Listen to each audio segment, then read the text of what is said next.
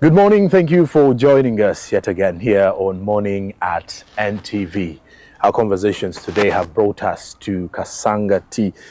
We're going to have conversations about Uganda's political space, the opposition, cases of human rights violation, and the state of Uganda's judiciary, among us the things we're going to be talking about.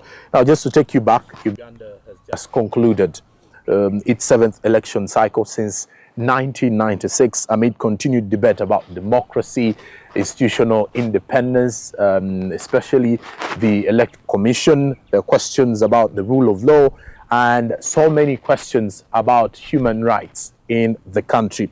Now, questions are also persisting about the state of politics and the opposition figures, especially retired Colonel Dr. Kizza Besigye, who has been incarcerated for a year and 3 months now. We have so much to talk about in regards to that particular space, including his former party, the FDC, and the state under which it's operating in. Now, joining us, we do have Engineer Winnie Byanyima, the Executive Director of UNAIDS, also the Under-Secretary General of at the UN, and we want to expound on the political state of the country, governance and development aspects, including the state and the well-being of retired Colonel Dr. Kizza Besigye.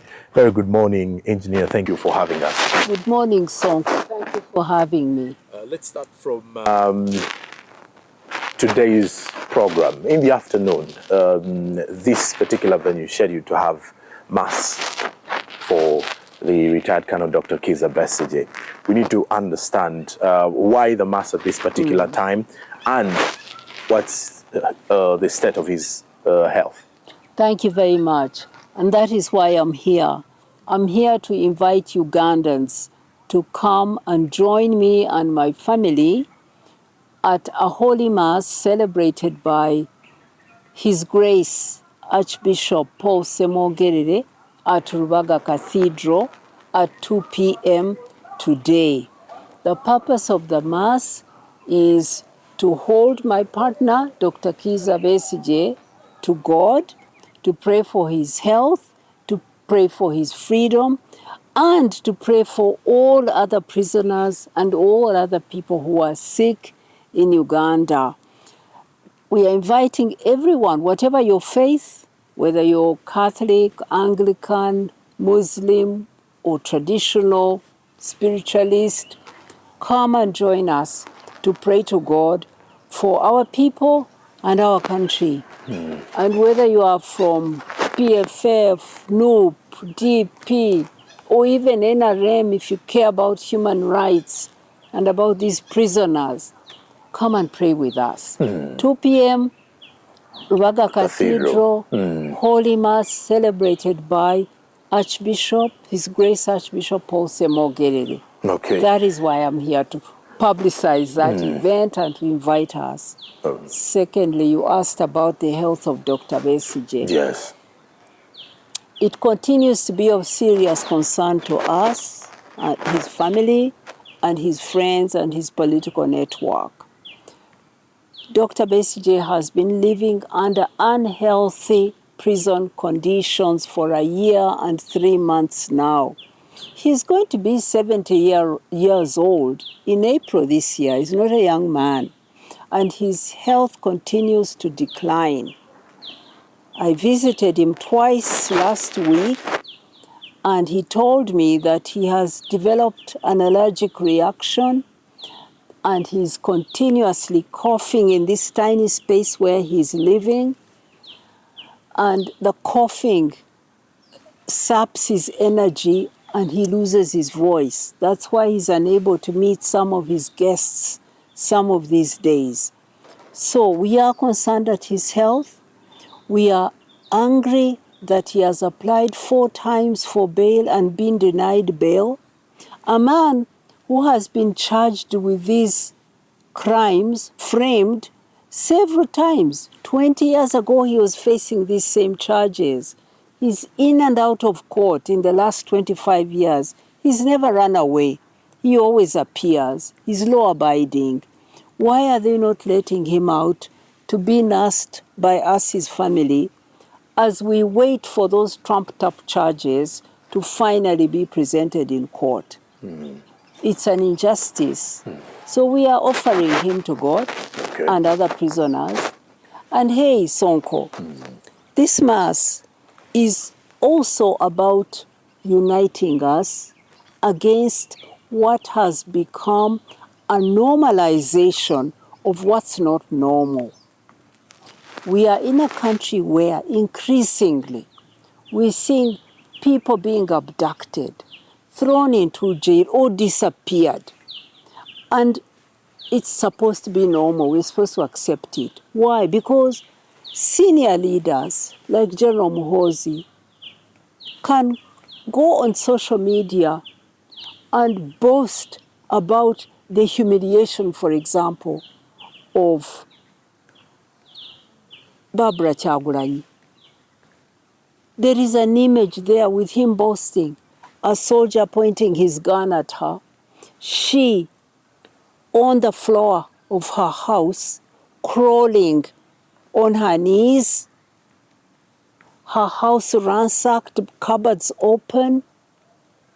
This woman told us that she was sexually assaulted, actually. Her clothes, her blouse torn off her body, exposed to jeering soldiers. She passed out and was hospitalized. But the head of the army can boast about it. So we're supposed to take it as normal, as okay. And we are going to Mass to say, this is not okay.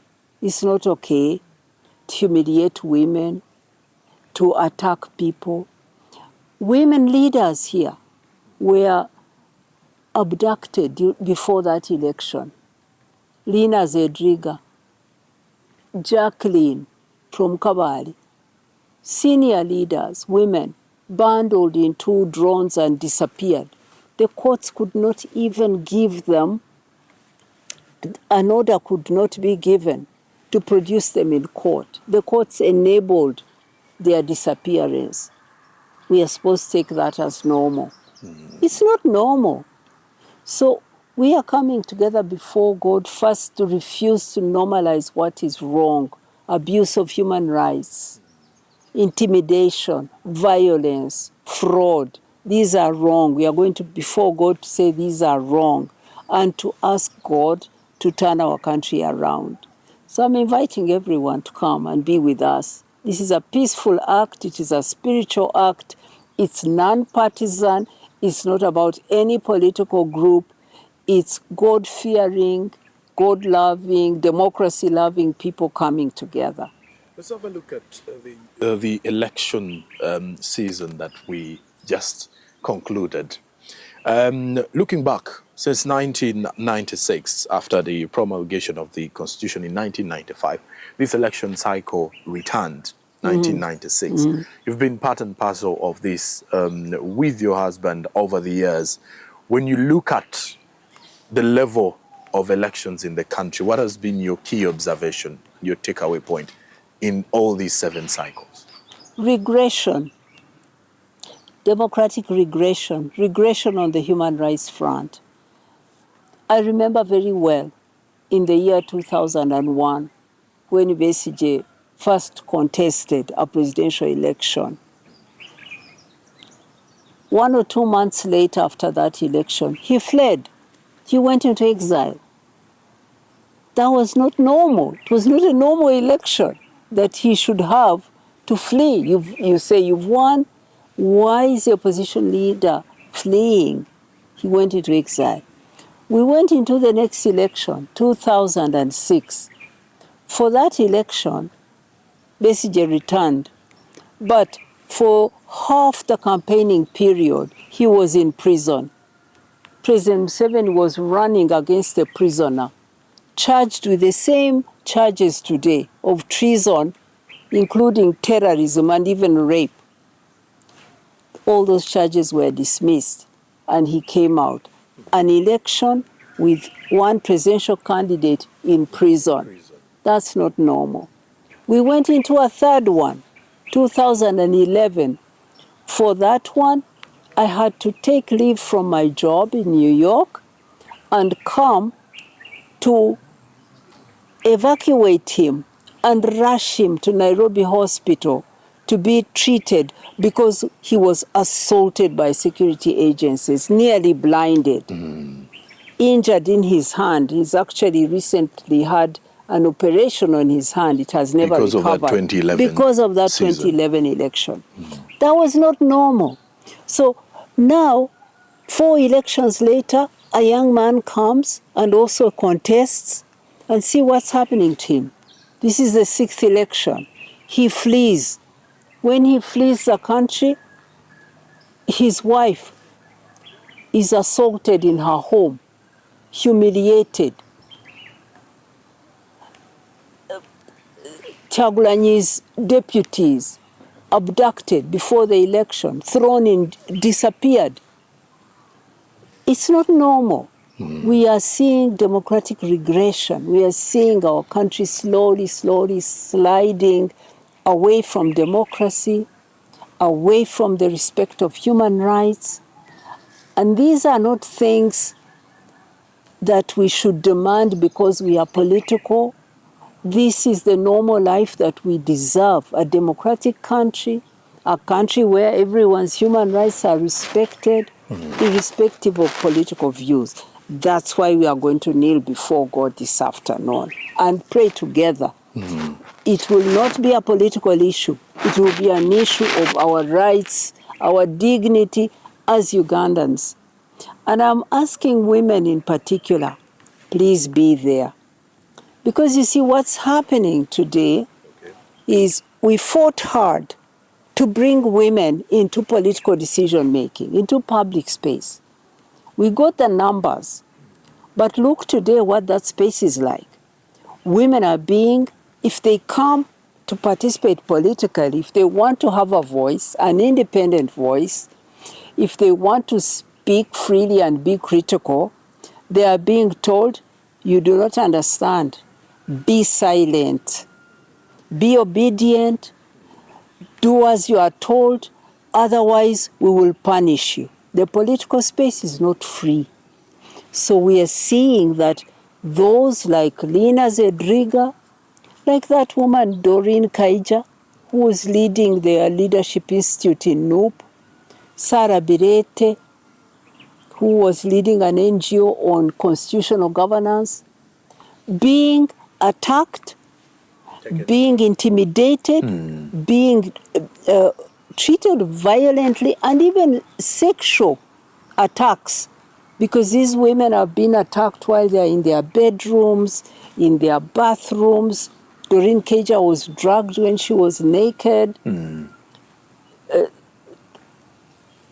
Barbara was stripped of her blouse. The form of attack itself is itself a sexual assault. They are being told, you are women, shut up, be silent, otherwise we'll attack you as mothers, we'll attack you as women.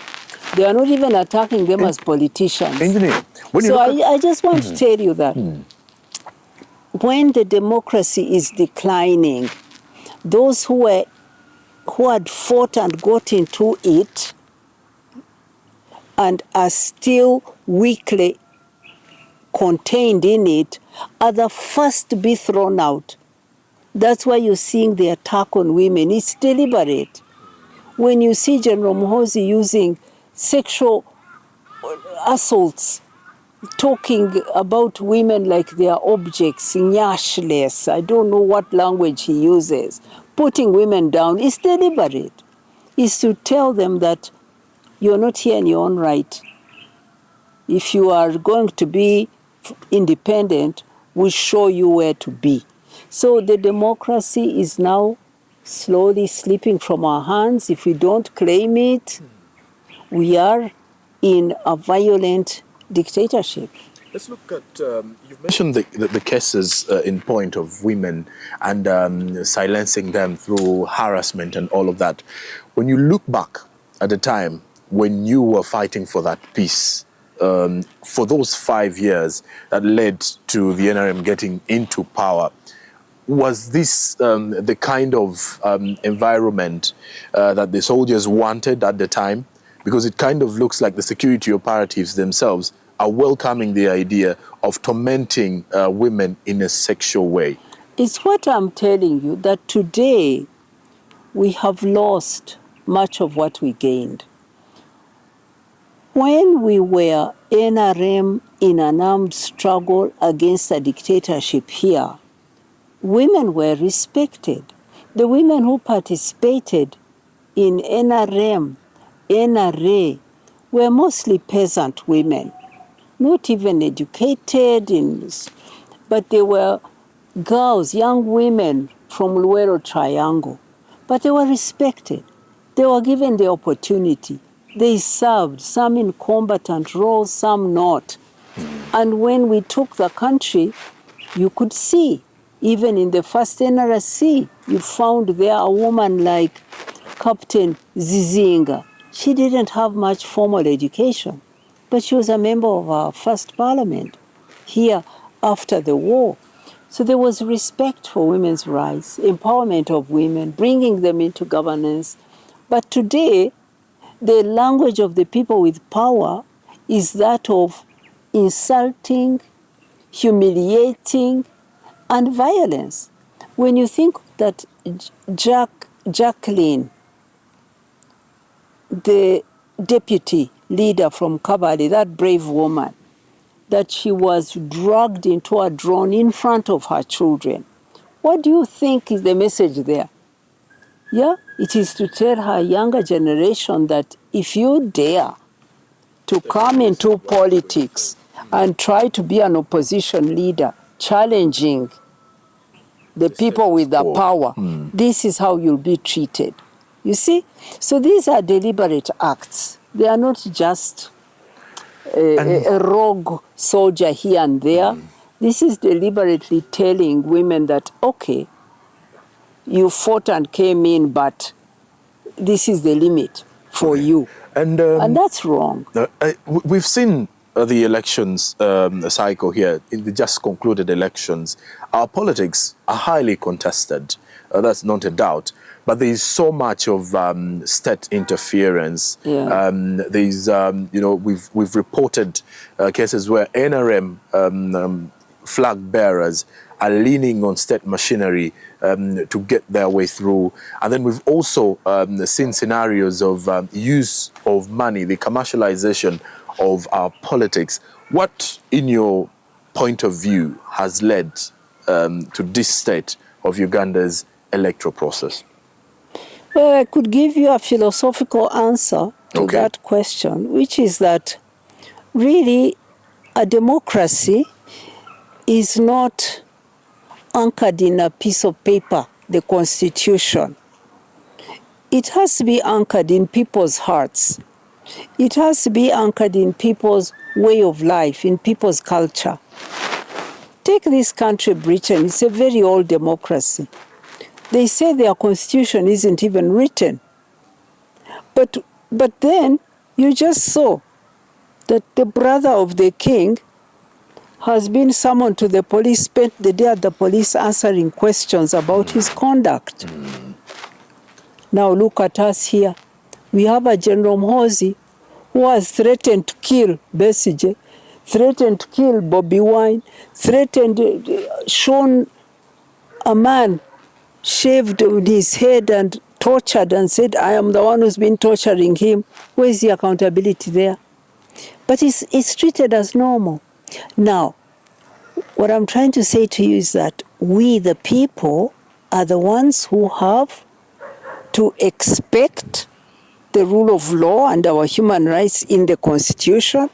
We are the ones who must demand it if we are going to have it.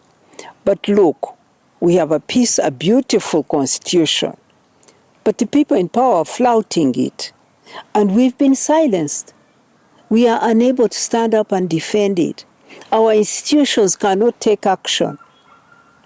You would have imagined that now the police should have been going to General Mhozi and summoning him to come and answer for these statements he makes threatening people's lives. It's a crime.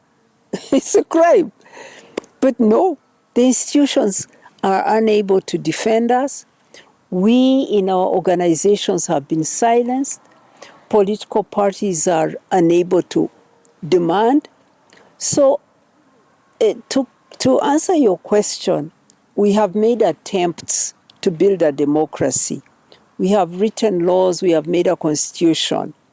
But our institutions and we as citizens are not able to demand and get the aspirations we have put, I call them aspirations we have put in the laws and in the constitution. We have a long way to go.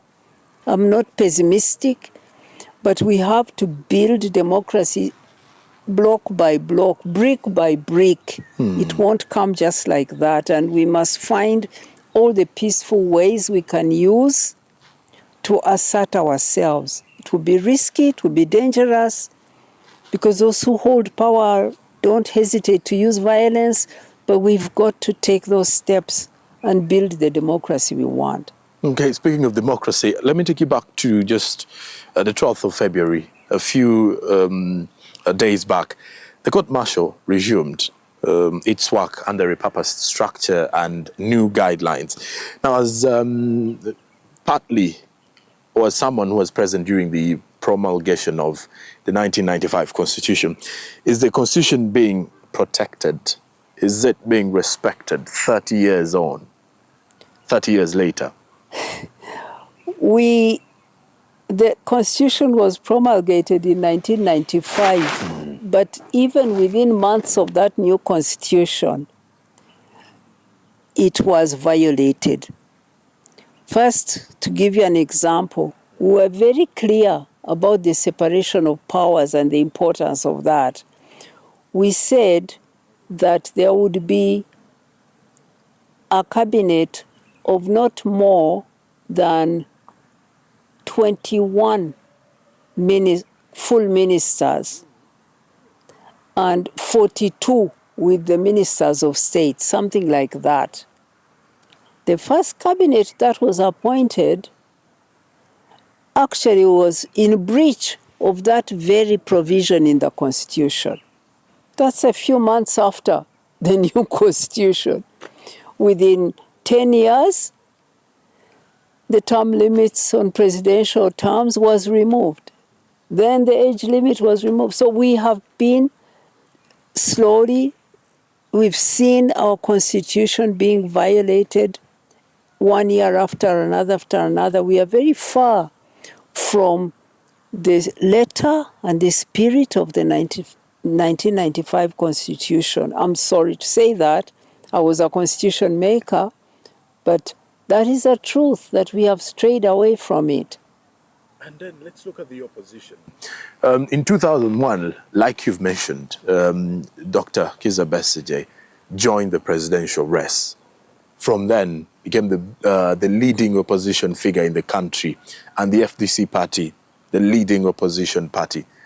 2001, 2006, 11, 16, all of those cycles. When you look at our current opposition, it is weakening from a point of the leaders of the opposition are crossing to the ruling party. For the ruling party, it's a game of numbers.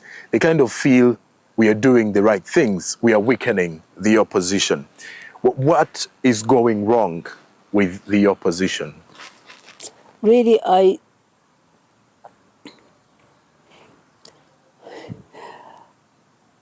I think that the challenge to have a multi-party system is something we've struggled with and made very little progress on, right from independence. That whoever the party in power does not want, does not believe, does not respect that there can be an opposition that is challenging them and that can take power after them. So the actions of undermining an opposition are often through cooptation, giving jobs and money to people in the opposition to go the other side, but also intimidation and violence, like the leaders I've mentioned, who were just grabbed from their jobs and their roles and taken to prison. So this kind of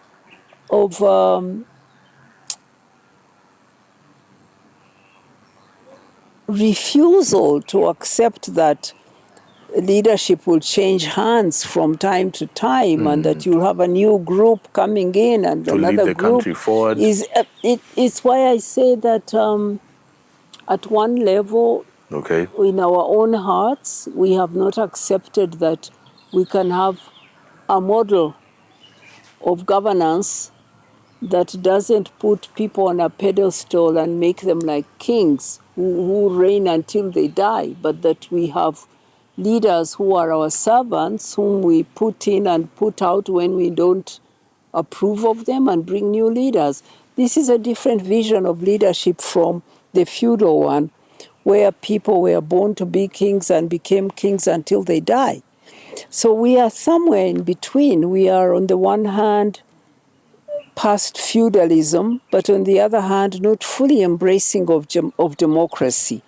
Because the way we behave when we are in office, we do not respect the rules of democracy. It is partly in our culture, I must say, that we have not grown up to really believe that we are all equal under the law, that leaders come and go. These are not things we have accepted. I wonder, though, on the side of the international communities that have been very vocal against human rights and human rights violations in the country, and they've also been, sending in their voices, representatives. What role for those that are within the opposition currently, still standing with retired Colonel Dr. Kizza Besigye and his message? If you are to look at it currently, what role can the international community play for Uganda's point of view? Right now, the international community has spoken strongly against what is going wrong here in our country. They've condemned the way the elections were run, the violence, the intimidation, the fraud, the disappearance and the arrests of political leaders. All this, we've seen one country after another, and regional blocs like European Union condemning this. And that is welcome. And I have heard those who are saying that that is interference in our affairs. It is not. We all are countries that have signed on to certain norms, standards, human rights, the Universal Declaration of Human Rights, civic and political rights, social and economic rights. We are part of a global community, and whatever happens, especially on human rights in any country, is of concern to other countries. So I have to say that the statements of concern about how we are declining here are welcome, particularly about the human rights of Ugandans. Now, what we must have clear in our minds also is that that is support, but it isn't what will liberate us. We will liberate ourselves. We will have to be the ones to say no, to take a stand, to demand for the reforms we want, to restore democracy and human rights. It will not be done for us. When we do return after the break, we're going to have conversations still about human rights, but then the way forward for Uganda's democracy and governance. Please do not, 2 p.m. today, there is a special mass for retired Colonel Dr. Kizza Besigye at the Rubaga Cathedral. You're still watching 2 Morning p.m. at NTV. Yes, 2 p.m. You're still watching Morning at NTV. Return shortly. Welcome back. You're still watching Morning at NTV. We're still having conversations on Uganda's democracy, institutional independence, state of human rights, and of course the future of all of that in general. But also to remind you today at 2 p.m. at the Raga Cathedral, there is a special mass for retired Colonel Dr. Kizza Besigye, plus other political prisoners and the sick. And as we speak currently, we have Engineer Winnie Byanyima, the wife to retired Colonel Dr. Kizza Besigye, who has also given us reasons as to why that particular mass is being held. But then, as we continue in our conversations, we want to also hear from her. When you look at the current situation, this is one of, one could say, one of the times you spent the longest in the country since joining international spectrum of work.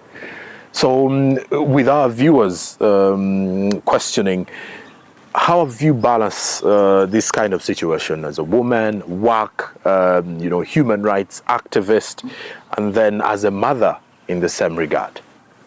Well, let me return to the mass. This mass for Dr. Kizza Besigye, other prisoners and the sick at Rubaga, 2 p.m. today, led by His Grace Archbishop Paul Semogerere. I want to tell you that in organizing this, I'm working with a big team of people from all the political parties and people from different parts of Uganda. When I asked the NUP Secretary General to give me a list of prisoners whom they know from their group, I was expecting him to give me maybe a list with 30 names or at most 50 names, so that I wanted to have them read at Rubaga, at the mass. Do you know what? He gave me a list of more than 600 names and said to me that this is a partial list. We are getting more and more names. We still have many people whom we believe are missing, but their families haven't reached us yet. Do you see how serious the situation is? We are almost a month since the election, more than a month. But people are missing. Some of the people who are missing have been missing for years. On that list are people who've been lost for 6-7 years, prisoners for 15 years, never been tried. So we are going to this mass because we are saying this is not normal, this is wrong. And we are putting it before God because that is the space we have and that is the hope we have. So you're asking me about how I manage my various roles. I don't manage them. I combine them. Okay. You see me here. I'm here before you, both as a partner of Dr. Kizza Besigye, his spouse, as a mother of his son, as a leader in this country, as a person from my community. I'm taking him before my religious community, the Catholic community. I combine my roles. That is how to live as a human being. You can be wearing 5 different hats, but living purposefully and trying to manage like that's how I manage. I put all my hats together and I do what is right. And right now, the most important thing to me is to bring Ugandans together in unity before God, to pray for, starting with my husband, because in my church I have to go through the family route, but really it's for the whole country and all prisoners and their families. The families, these are so important. So many of the young people who are in jail or disappeared are breadwinners for their families. And since they've disappeared, these families are in misery. Kids are not going to school, there's no food on the table, they've lost accommodation. So it's about standing in solidarity and also praying for this, with these families and for them. A year and 3 months in jail for retired Colonel Dr. Kizza Besigye. Are there efforts to discuss his release with the president from your side of things? Not really. Not really, because the charges before him are political, and these political issues, should the president wish it, he could resolve them on the table through discussion, through dialogue, if he wishes to. But he has chosen a path of criminalizing those who oppose him. Besigye is criminalized. He has been criminalized since he first contested. 25 years. Our life, our normal life has been of him in prison, out of prison, in a courtroom, out of court, held prisoner here in our home. This has been the life, that he became a criminal because he challenged Museveni. Now, see young man Bobby Wine, Robert Kyagulanyi. He's also taking that same path. He's being criminalized. Why are they looking for him?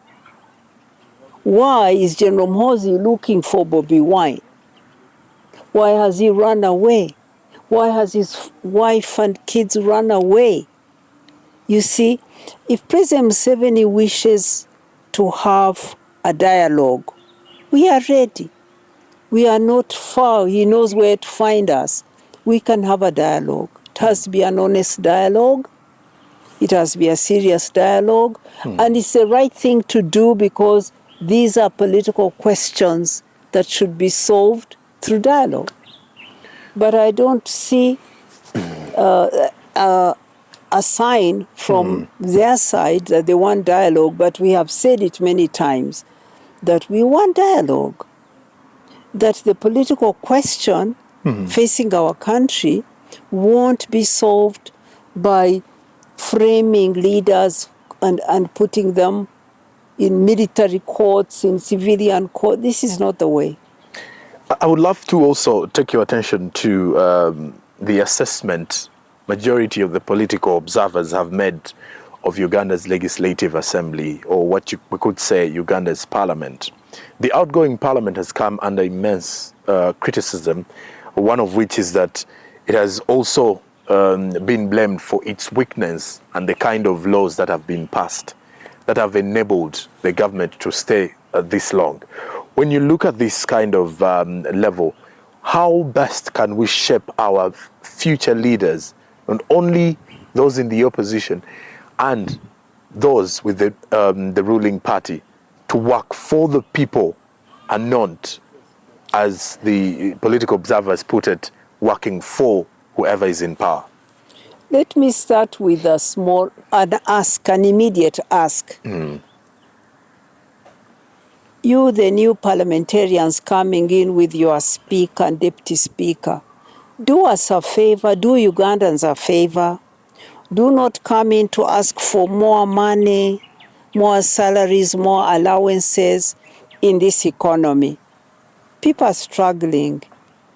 People are struggling. But we've seen a parliament that's totally insensitive to the suffering of the people, that continuously increases its emoluments, its privileges. We've seen a parliament where there is a speaker who says that she has money for corporate social responsibility, image building, and spends billions on projects that don't bring anything of value to ordinary Ugandans. So I want to first ask them that, please have some sensitivity. This is a tough economy. Do not ask for more for yourselves. Do something about teachers, nurses, policemen, ordinary, the lowest in the public service. Lift them up before you add to yourselves. And then, of course, the parliament is supposed to make laws. We've seen them operate and pass laws that are not just reversing democracy, but that really bode danger for the future. For example, when the Chief Justice the Supreme Court ruled that civilians should not be tried in military courts. They were being true to the Constitution. For a parliament to come and in a very, very unthoughtful, flippant way, in a matter of hours, reverse that by making a change that would now allow civilians to be tried in military courts, that action was dangerous because they not only are violating our Constitution, they are creating, they are intruding in the work of the judiciary, undermining another arm of the state. They need to take their work more seriously and work in the spirit of our Constitution. They are a new parliament. It's up to them to behave differently from the last one. That is what I would advise them. Away from that, there's also a growing concern on the fact that we're over-politicking in everything or in every aspect of our country's development. This is in general of how certain institutions are being run. How did we reach this stage? You're probably saying that there is so much partisanness, because when you say politicking, what do you mean? If you mean that political groups act in partisan ways, not for the good of the whole country, I would say I think maybe that's true. It's very true. We are seeing people in leadership not seeking consensus to work to find solutions, but we see a sense of we are in charge, we do what we want, we have the numbers, but yet democracy was not meant to work like that. We would like to see those who are in power respecting and accommodating the views of the opposition. We have a dysfunctional system here. We're not a democracy. We are really a dictatorship by the military and working with a ruling party. But we're not a democracy. We're not operating as a democracy. How do we change this, engineer? How do we change this state of affairs?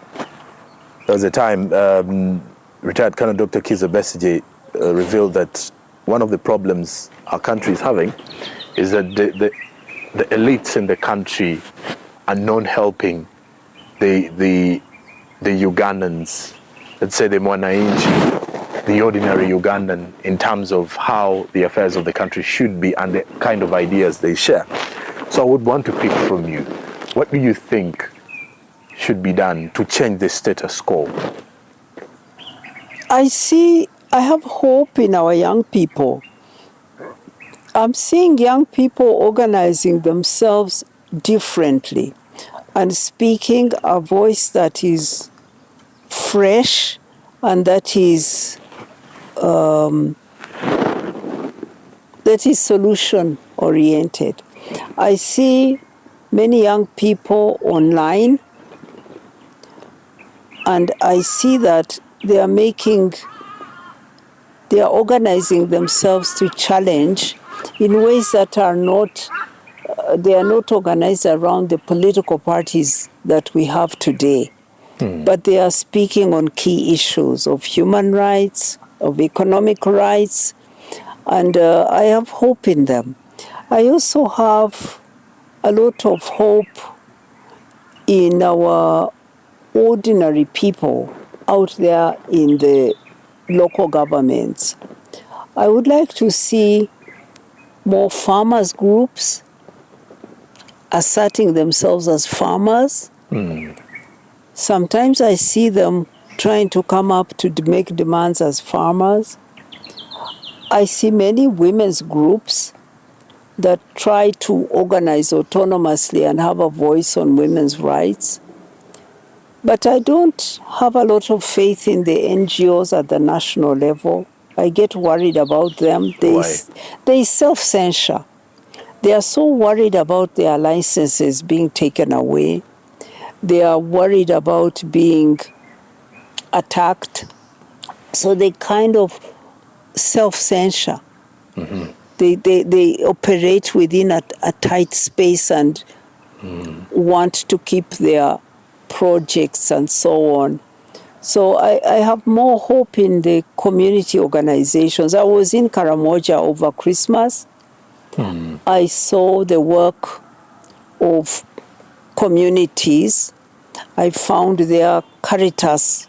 Caritas is a global organization, but it has a branch, Caritas Karamoja, delivering health, delivering empowerment of women through small loans.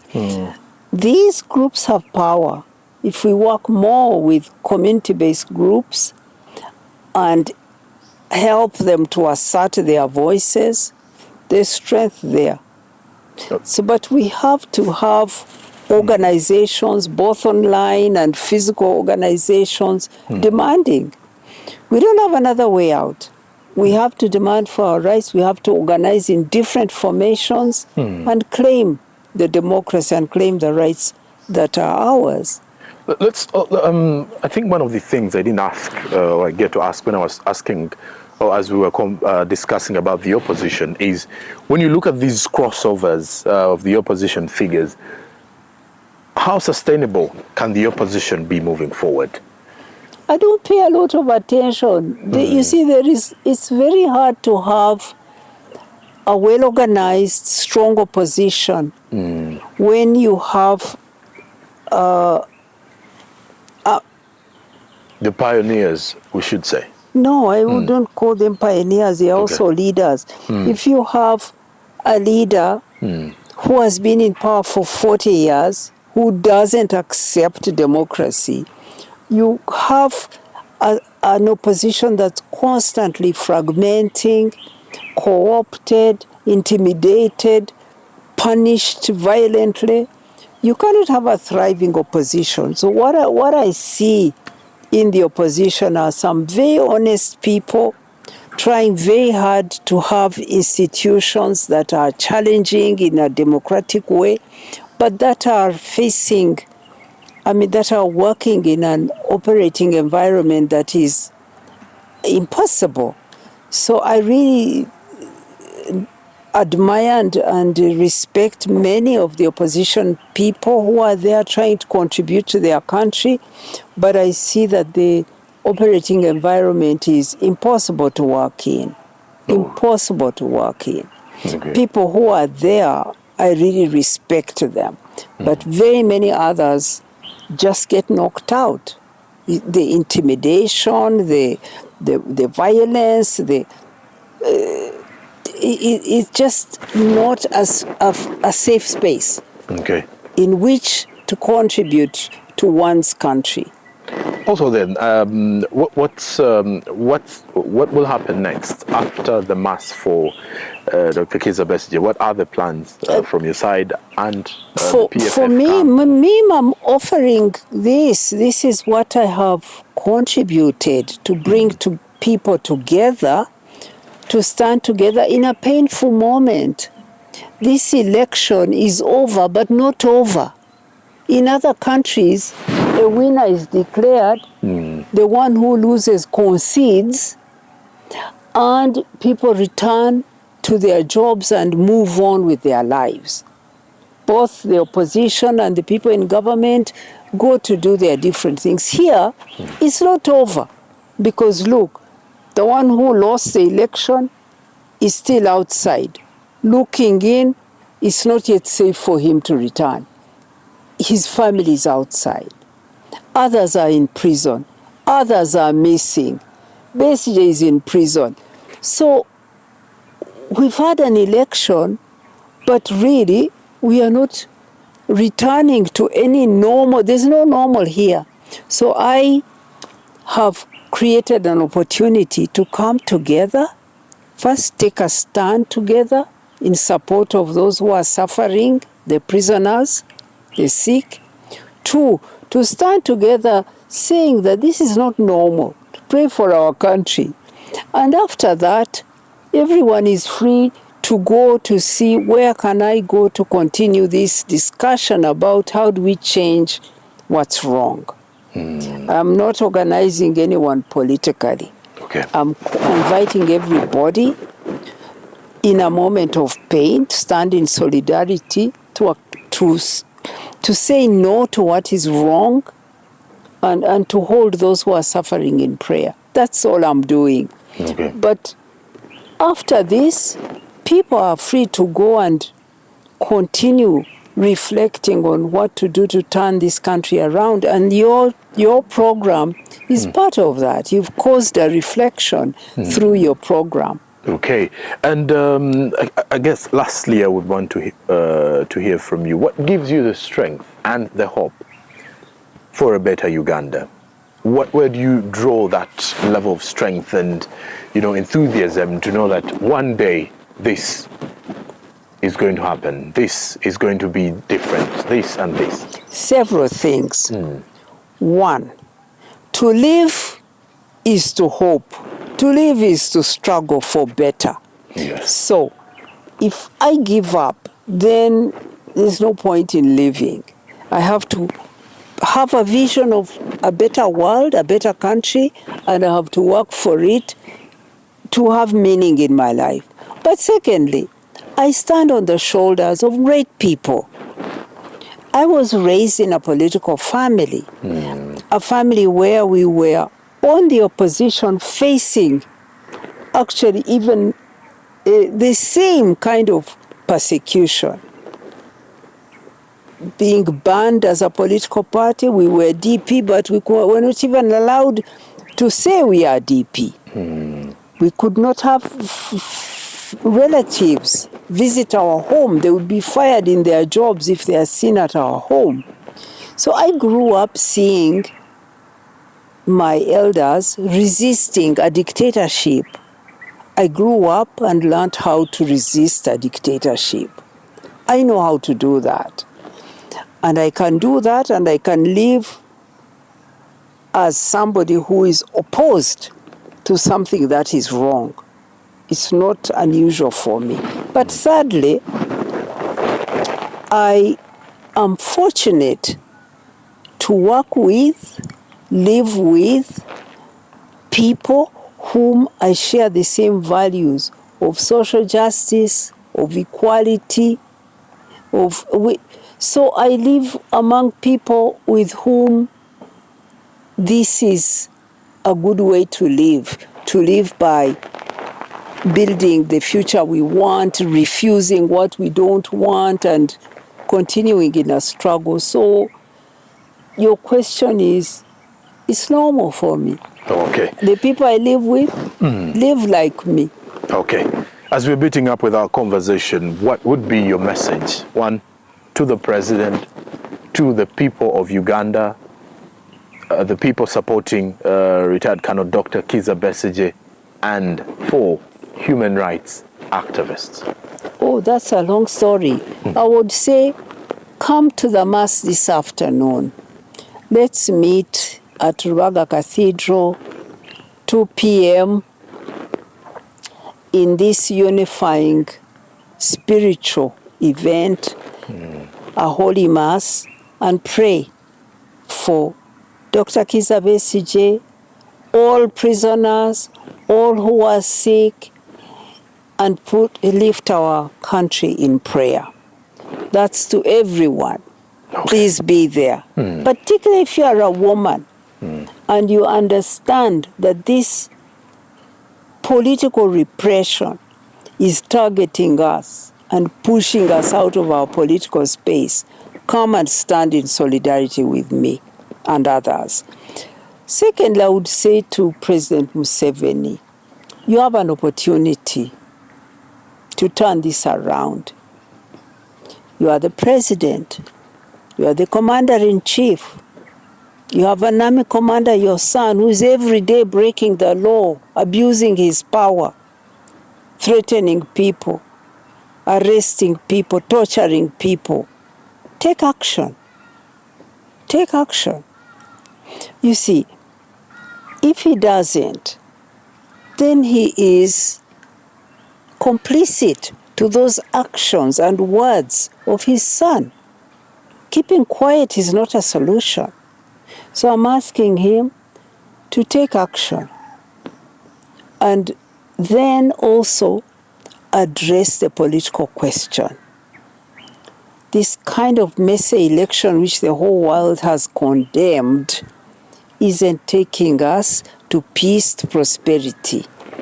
Take some steps backwards, President Museveni, and have a real dialogue with your opposition and put in place the reforms to return us to democracy. It's possible. He can do it. So I'm giving him that message.